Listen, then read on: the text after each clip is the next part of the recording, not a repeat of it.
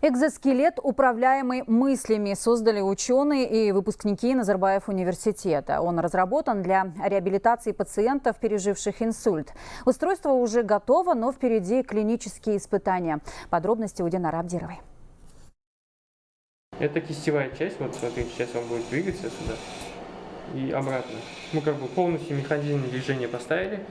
В этой небольшой квартире ученые и выпускники Назарбаев университета разрабатывают уникальный экзоскелет. Создавать его они начали в стенах вуза еще несколько лет назад. По задумке, ноу-хау помогает пациенту с нарушением мозгового кровообращения, инсультом двигать руками. Главная задача разработчиков – восстановить способности пациента за короткое время.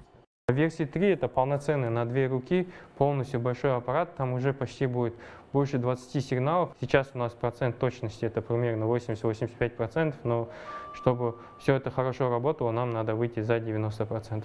Наше отличие – мы считываем сигналы мозга. Когда человек думает, что он поднимает руку, мы эти сигналы считываем, распознаем, что это именно тот сигнал. Экзоскелет делает те вещи, те сигналы, о которых вы думали. Считывает импульсы головного мозга и передает их в экзоскелет-шлем. У разработчиков собственный алгоритм по распознаванию сигналов.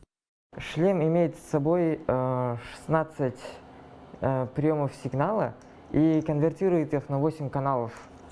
Эти каналы мы потом считываем и уже обрабатываем через специальный алгоритм. Этот алгоритм уже сам понимает именно действия. Мы собираем данные о том, какие именно сигналы указывают на то, что человек хочет. Это нам помогает двигать скелет и дополнительно увеличить его способность контроля. Потому что у человека, который перенес инсульт, им тяжело контролировать свои конечности. Вся информация о сигналах поступает в специальную программу. Все 8 каналов авторы разделили по различным цветам. Они считывают импульсы с каждой области головного мозга.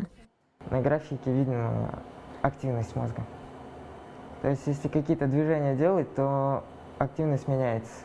И вот это мы должны, получается, ловить через свой алгоритм и понимать, обрабатывать, что именно я хотел сделать. Полноценная программа реабилитации рассчитана от 1 до 3 месяцев, но определять продолжительность лечения будет врач. В казахстанских больницах отечественные разработчики планируют установить около 500 аппаратов, но это будет после испытаний и регистрации уникального оборудования. Цены, как уверяют новаторы, будут более чем доступные. Динара Абдирова, Арман Акшабаев, Хабар 24.